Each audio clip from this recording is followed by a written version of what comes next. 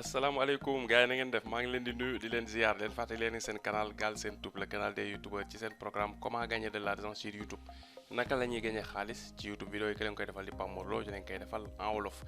vidéo tay bi nag comme xam naa ñi nekk ci li nga xam mooy communauté WhatsApp bi communauté Galsen Tube muy groupe WhatsApp bi ñoom ñooy gën a comprendre quoi mais comme dañ ko def vidéo rek pour ñëpp mën ci bénéficier waale quoi voilà. mais dafa am foofu lu ñu fay def muy lan chaque semaine dañu fay dugal li nga xam muy vidéo de la semaine vidéo de la semaine bi par mercredi lañ ko fay dugal ñu commencé waat ko nag dañ ko arrêté woon ci koor gi waaye commencé waat nañ ko bu ko defee dañuy dugal benn vidéo ku nekk indi ci sa xalaat seetaan ko indi ci sa xalaat débat ci ku nekk méngale ko ak sa canal def ci discussion après bu ko defee mu ñëw def ci benn analyse. léegi nag si lan la jëmoon muy vidéo de la semaine bi ñu def mercredi passé nga fa jëmoon ci vidéo bii ngay gis nii ci la jëmoon muy lan muy combien YouTube paye pour 1000 vues monétisation YouTube en wolof maanaam YouTube dafa am ñu bëri ñu ne 1000 vues nangam lay fay lii lay fay lee lay fay ñu ma defoon ci benn vidéo nag leeral ne nekkul temps de vues temps ngay gagné ci xaalis ça n'existe pas ci YouTube loolu amul ci monétisation YouTube wax bu ñuy wax la nii rek pour dañ ko sànni nit ñi daal pour mu gën a yomb pour ñu jàpp ci rek ne leen 1000 vues 1 euro mu jeex wala 1000 vues 1 dollar mu jeex pour nit ñi basé wu ci loolu di calculer mu jeex mais non mais demewul noonu gën na complexe loolu voilà te nit ñi nag toujours comme man comme damay jàngale YouTube ci biir YouTube bi voilà am na yoo xam ne xam nga du ma mën a ñoon jaar ci jàll rek mu yomb comme ni ko ñi nga xam ne nekkuñ sur di defee lu ci nekk dama koy expliquer bu ko defee ñi may suivre mën a comprendre réalité bi waaw mooy 1000 vues mën nga cee am 5 euros 1000 vues mën nga cee am 50 centimes voilà kon xam nga ne 1000 vues du 1 euro ça dépend ci facteurs yu bari soo ko bëggee xam nag dama lay conseil vidéo bi nga seetaan ko vidéo bi lien bi mi ngi ci suufu vidéo bi ngay seetaan soo seetaanee vidéo bi nga nekk di seetaan ba pare mën nga dem seetaan vidéo bi su fekkee mosoo ko seetaan nga dem seetaan ko muy 1000 vues 1 dollar ndax dëgg la wala du dëgg ma leeral ko ci vidéo bi léegi nag biñ ko defee jàngat am luñ ci bëggoon dolli moo waral vidéo tay bi loolu lan la dañuy dem ci li nga xamante ni mooy YouTube Studio ñu ñëm cliquer logo bi wàcc dem YouTube Studio bu ñu jógee YouTube Studio ñu dem li nga xamante ni moom mooy Analytics bu ñu ñëwee Analytics waaw fii nag avant ñu koy romb balaa vidéo bi di jeex dina ñëw am information yu ñu fi joxe tuuti muy relation wu li nga xam ni moom nga gagné ak nombre vues yi ngay am ban information nga fi mën a jël pour mën koo travailler pour li nga xamante ni moom mooy revenu yi mën di augmenter par rapport ak nombre de vues yi voilà parce que am na relation bu vues di am ak li nga moom ngay gagné boo xam ne du logique waaw du logique boo ko gisee rek xamal ni sa canal faible na trop ci monétisation nga war koo mën a gën a travailler incha allah rabbi ñu dem fan mën nañ ñëw revenu voilà nga ñëw revenu parce que comme ci am 1000 comme li ñuy gagné la ñuy wax foofu ci revenu la ñuy dem voilà léegi gis nga fii xam nga fii wax naa ci beneen vidéo bi moom mooy vidéo bi ma lay sànq boo ko suivre ci mi ngi lien baa ngi suuf description boo ko suivre RPM bi expliqué woon naa ko ak li nga xamante moom mooy CPM voilà bu ñu fi ñëwaatee brièvement mooy RPM bi mooy tekki rek li nga xam ni 1000 sa bu ñu dajalee sa vues yi nga am yëpp ça dépend ngay xool fii itam da nga koy vérifier fii ji nga mi ngi la defal 28 derniers jours léegi ñaar fukki fan ak juróom-ñett yu mujj yi te tey bokk ci démb bokk ci toujours day am décalage 48 heures information yi la YouTube defal fii à part abonné yi nga am day am décalage 48 heures li ngay gagné day am décalage 48 heures heure de visionnage yi day am décalage 48 heures léegi nag sa nombre abonné yi moom temps réel la voilà ak vues yi nga am comme nit cliquer sa vidéo vue ko loolu temps réel la mais revenu yi ak heure yi dafay am décalage 48 heures nga xamee ko noonu léegi 28 derniers jours lañ defal information voilà léegi bu fekkee da nga bëgg a xam bi nga ubbee canal ba léegi fii ngay ñëw nga cliquer fii nga cliquer depuis toujours boo defee depuis toujours di nga information yi changé na gis nga voilà gis nga RPM bi biñ ko ubbee canal ba léegi nga am dafay boole période bi nga ubbee ba ngay am 1000 abonnés 4000 da nga monétiser woo vie nga fa am yëpp te monétiser woo da ko si daal dugalaale gis nga information yi day daal di changé voilà su fekkee nag weer bi da nga bëgg nga choisir bu dee ñaari weer nga choisir fii am en tout cas am nga calendrier fii boo xam ne mën nga fi manipuler nu mu la neexee sélectionner période bu la neex voilà 7 derniers jours yi 28 derniers jours 90 derniers jours muy 3 mois yi 365 jours yi muy at bi wala depuis toujours bi nga créé canal ba léegi wala 2021 bi kese wala 2020 wala juin bi passé et cetera wala nga ñëw fii période personnalisée nga cliqué ko nga ñëw si calendrier bi nga choisir période bu la neex fii ba fii waaw lu mu la neexee waaw mënul romb daal bi nga ubbee canal bi ba tey loolu la mën nekk waaw l'essentiel noonu lay demee quoi voilà léegi nag bu ñu defee depuis toujours comme ni ñu la wax canal bi xam nga canal boo ko ubbee dina dem ba 1000 abonné 4000 nga soog a mën a monétiser soo defee depuis toujours nag loolu yëpp da ciy duggaale voilà bu ko defee information yi nag day xaw a biaisé tuuti waaw nga xam ko voilà léegi ñu ñëwaat 28 derniers jours nga xam ni moom période bu boo xam daa monétiser la normal quoi voilà léegi gis nga mu defal ñu fii RPM bi moom mooy bu ñu jëlee vues yi nga am ci 28 jours yi mujj yëpp vues yëpp sa vues yi ñu seetaan publicité daw ci ak yi publicité dawul yëpp la YouTube boole léegi mu xool par rapport ak nag yi nga xam ne am na publicité li nga ci gagné mu jël ko bi mu ko jëlee mu additionné ko loolu yëpp montant boobu daal koy diviser par nombre vues yi nga am yëpp mu xool benn bu ne vue bu ne kon daal bu ñu ko séddoo woon ñoom ñëpp ñi am vues yi indi xaalis ak vues yi indiwul xaalis bu ñu séddoo woon ñoom nombre li nga gagné ci xaalis ci nga 1000 vues yu nekk dinañ leen jox 72 centimes waaw boo ñëwee fii lu tax fii di ëpp toujours am lii des fois dafay jaaxal ñu bëri lu tax fii di ëpp fii daf laa indil ne la bu doon tey da ngaa am bu doon tey da ngaa am par exemple 2000 vues mais 2000 vues yi léegi 1000 vues yi biñ koy seetaan publicité daw na si yeneen 1000 yi publicité daw si mu ne la sa 1000 vues yi nga xam ne publicité daw na ci ñoom donc bu ñu leen jëlee ñoom lii nga ci gagné voilà ñoom kase lañ jël calculer mooy vues yi am publicité ñoom kase lii nga ci gagné léegi bu ñu jëlee nag 2000 vues yëpp mu yi am publicité ak yi amul publicité yëpp bu ñu leen jëlee ñu séddale day nekk 1000 yu nekk lii nga ci gagné kon loolu muy dekk ñooyam waaw même information la rek voilà ni ñu la ko tasalee moo bokkul parce que ñoom dañ kaa def pour nga gën a am détail ci information ci sa monétisation kase voilà même bu ñu ko fi defuloon bu ñu éliminé woon bii bàyyi fi bii kase baax na parce que dañ naan la 1000 vues yi nga am yëpp lii nga ci gagné bu jeex parce que da ngaa am vues yu am publicité am vues yu amul publicité waaw loolu mooy li nga xam moom moo si nekk léegi nag ñu dem ci détail bi ci li nga xam ne moom lañ bëggoon xam muy bu ñu xamee 1000 vues yi ration 1000 vues ak li ngay gagné tool ça dépend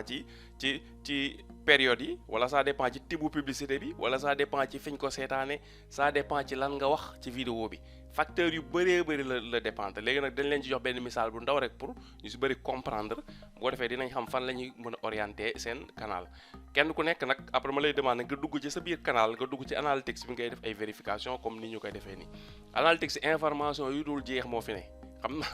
jot gi bu ñu ko mayoon moom dinañ ci def ay vidéo yu gën a bëri mais analytics information yoo bëgg a xam yépp ci sa canal dina la ko jox ba pare jox la information yu lay orienter pour nga gën a mën a defar sa monétisation voilà mais bref loolu après xëy na dinañ ko bu ñu ko jot may incha allah dinañ si ñëw wala bokk ci formation bi nga xam ne bëgg nañ ko waajal muy formation bu tudd YouTube Pro bi xëy na détails yooyu yëpp dinañ si ñëw def ko si incha allah rabbi léegi ñu cliquer fii voir plus voilà bu ñu cliquer voir plus ñu xaar graphique bi ubbeeku waaw graphique bi ubbeekoo fi information yu bëri ngi fi mais ñu dem ci li ñu ci intéressé rek waaw muy données yi nga xam ni moom lañ jox fii ci suuf voilà bu ñëwee colonne yi ñu fi intéressé nag colonne bii la muy colonne bi nga xam ne mooy revenu estimé maanaam 28 derniers jours yi vidéo bi li fi vidéo yi gagné vidéo bu ne bu ñu la defal titre bu ne li mu gagné fii ci 28 derniers jours yi fii mu defal la li nga xamante ni 1000 vues yu ne ñaata la ci vidéo bi gagné fii mu defal la nombre vues yi mu am mais li si ëpp solo mooy nombre vues yi nga xam ne vidéo bi am na ko ak li nga xam ni vidéo bi gagné na ko ak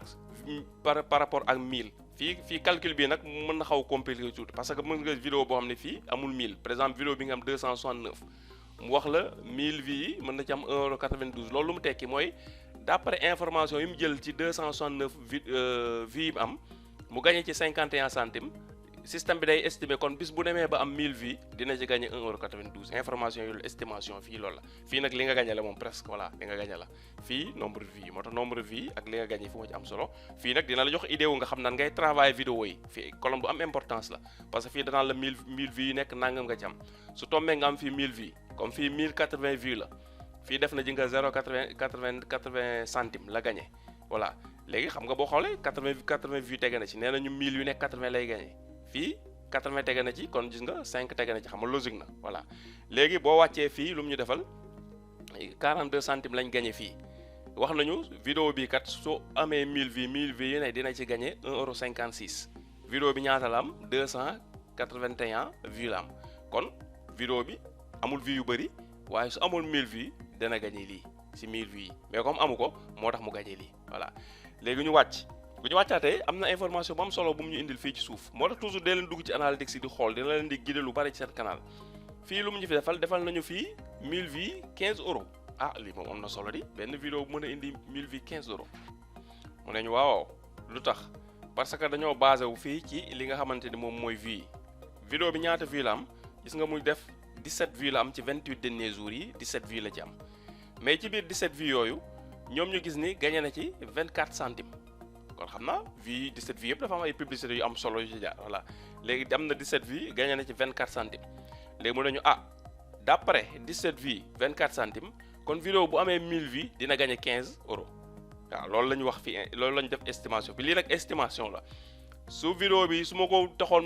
ma travaillé ko ba mu am 1000 vues wala ma partagé ko fu wëri ba mu am 1000 vues te 1000 vues yooyu ay publicité daw ci du gagné lii mais d'après moom YouTube ni mu ko defalee promotion naturellement weer bi mu am ci 17 vues 17 vues yooyu publicité yi ñu généré mu am gagné ci 24 centimes mu nekk nii 24 centimes YouTube parce que xam nga vidéo bu nga ko dugalee yàgg ma ko bàyyi noonu YouTube fu mu ne mooy defal promotion boppam wala nit cliquer ko wala nit di recherche gis ko voilà ci 28 jours yi daal 17 vues la ci am 17 vues yi mu am publicité yi ci daw vidéo bi gagné na ci 0,24 centimes léegi YouTube nañu information bi dañ jox mu nañu vidéo bi kat fekkee pousse na ba 1000 personnes seetaan ko dina gagné 15 euros voilà vidéo bi lan lañ ci doon wax ci nga vérification 4000 heures yi lañ ci doon wax voilà léegi fii information yi noonu nga koy jëlee fii xam naa dinañ si ñëw ci li nga xamante ni gën a détaillé ci analytics bi ci formation bi nga xam ne ñu ngi koy préparé muy formation payante la nag boobu ku ci bëgg am accès da ngay fay muy YouTube Pro waaw pour lii nga mën cee jouer ba nga xamante ni par exemple da ngay mën a am ay revenus yu élevé ci sans nga am vues yu bari par exemple tey nu ma la ko mën a joxe exemple simple rek mooy vidéo bi soo ma ko partagé ba mu am 1000 vues mu dem ci rythme normal nga xam nekkul la ma ko defal promotion nekkul mais ma def ko boost bu logique boo xam ni ñun normal ñoo koy seetaan ba pare ma dem dugg ci analytics yi xool 17 vues yi fan laa ko amee loolu tam c'est très important loolu tam dañ ñëw ci formation YouTube Pro bi xam naa incha allah 17 vues yi fan laa ko amee pour xam yan type publicité ñoo daw ak ma xam publicité yi yan la fan laa ko gagné premium la wala AdSense direct la wala ci ay résultats de recherche la nit ñi xoole wala ci ay Facebook la gars yi jaare dugg ci vidéo bi information yëpp ma ut ko ba xam exactement vidéo bi ñi ko vu fan lañ ko vu ak nan lañ ko vu ba tax mu mën ma générer si 17 vues ma am 24 centimes nga xam ne su ma amee 1000 vues dinaa gagné 15 euros su boobaa di nga xam ni ngay travailler affaire bi waaw bu ko defee nag léegi day yomb da ngay orienter sa canal ci li nga xamante ni moom mooy monétisation AdSense waaye nag ma def benn parenthèse tamit am na foofu muy lan muy comme nekkul da nga yor sa canal nii rek di def ci benn thème boo xam ne yaa ngi yàgg nga ci def nga jékki-jékki rek bëgg ko désorienté dem ne dama koy dool du sotti boo ko defee tam du sotti parce que tamit affaire dafa am ay normes ak ay règlements yu muy demee moo tax bu dee da nga yor comme canal bi par exemple canalu jàngale si YouTube mënuma jël rek xool ni benn type vidéo moom gis naa ni revenu yu baax la may indil léegi ma jël canal rek di def type vidéo yo di dem xam loolu mënul nekk wala logiqueul voilà affaire tam loolu mooy problème bi donc benn vidéo bi nga xam ne moo lay indil xaalis doo mën rek topp def vidéo yooyu waaye dina la guider vidéo yooyu nga xëy bañ di gëj di def loolooy idée bi voilà boo duggee ci sa analytics ba xool vidéo bi nga xam ne mooy ëpp lu muy indi revenu ci say vidéo moo xam en terme de vues yu bari la mooy tax muy indi revenu wala en terme de li nga xam ne mooy RPM bi nga xam ne mooy coût bi ngay gagné ci 1000 te information boo gën a am solo muy nga xool vidéo bi nga xam ne li muy indi ci xaalis mi ngi am solo parce que RPM bi dafa élevé maanaam 1000 vues yu ne li nga ciy gagné daa kawe waaw vidéo yi ñëw parce que vidéo yooyu du soxla nga am vues yu bari pour am ci xaalis bu dee vidéo bi nga xam nag dafa ëpp ay vues moo tax nga ëpp ci xaalis vidéo boobu il faut muy am vues yu bari pour mën a gagné xaalis te loolu moo gën a naqaree def voilà loolu il faut toujours ngay travailler ci ay vidéo sensationnel buzz yi information yi nga xam ne daal moom la gars yi bëgg a gis voilà te nit ñi liñ bëgg a gis nekkul toujours mooy dëppoog yow li nga bëgg a def c'est ça le problème tamit par exemple tey man canal bi ma yor muy Galsen Tube mënu ma ci xëy rek ni dama ciy dugal ay vidéo buzz parce que buzz yi dafay dox déedéet su ma ko defee doo am cohérence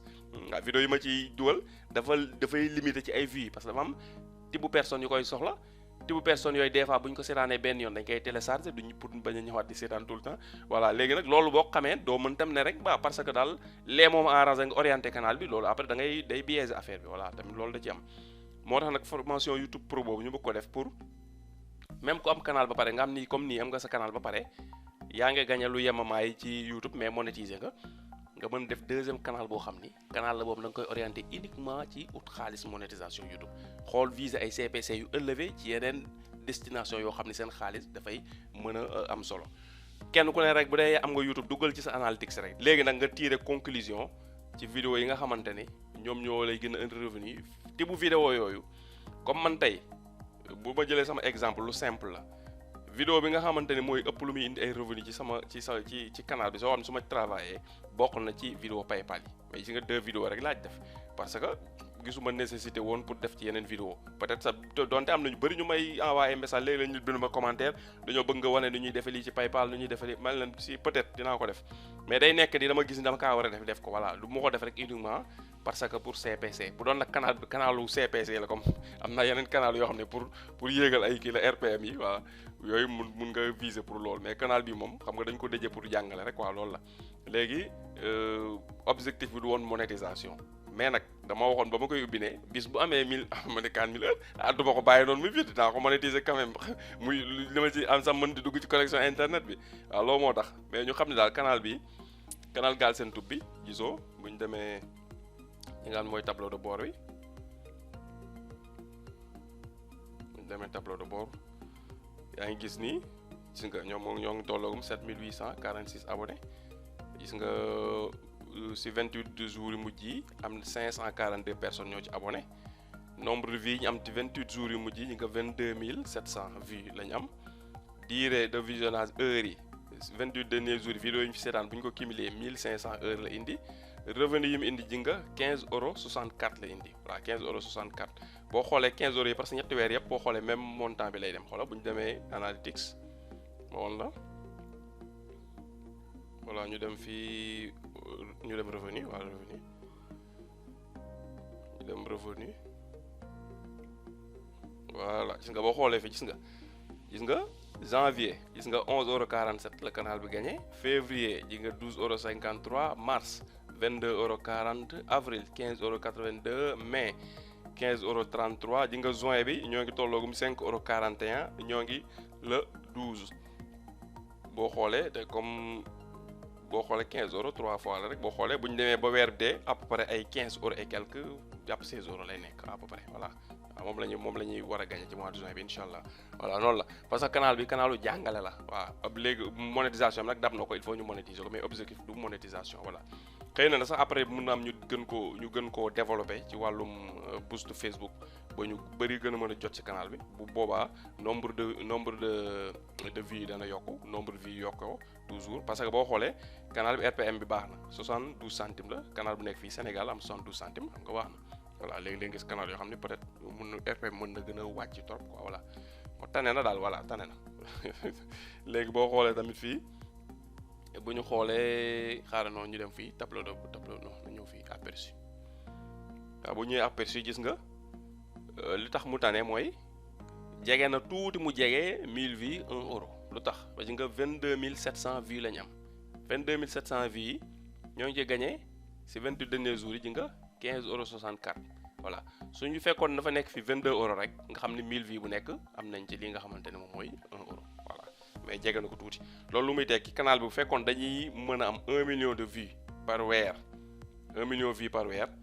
presque dinañ jege li nga xamante mooy 1000 euros yi dinañ ko jege tuuti ay dina am ay côté ay 800 900 euros par weer voilà comprendre nga waaw léegi nag loolu am na stratégie bu ñu mën def mais daal bëgguma ko def ci canal bi voilà canal bi dama ko bëgg daal bàyyi ko naturellement rek muy màggal boppam nii voilà mu nekk canal jàngale nga xam ñi mu intéressé daal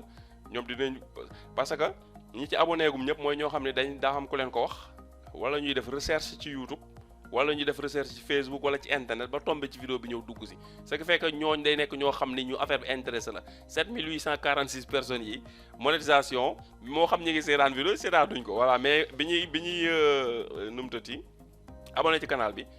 li ñuy def ci canal bi da intéressé na leen voilà loolu dafa am solo trop quoi voilà loolu nag lañ ko bëgg bàyyi mu continuer comme canal bi li ñu wax rek objectif bi du woon ut xaalis léegi nag comme ni ñu leen ko waxoon ci commencement waxoon nañ leen am na information bu ñu leen fiy jox loolu li ñu fi wax yépp léegi bu ñu ko résumé lan lay tekki mooy tekki li nga xamante ni moom mooy sa nombre de vues yi nga am ci 28 derniers jours yi da nga koy jël nga xool ba xam mook revenu yi nga am ci 28 derniers jours yi ndax am na cohérence relation wu ci 1 euro waaw 1 euro barème boobu xam ne moom la ñu joxe nga xool am na cohérence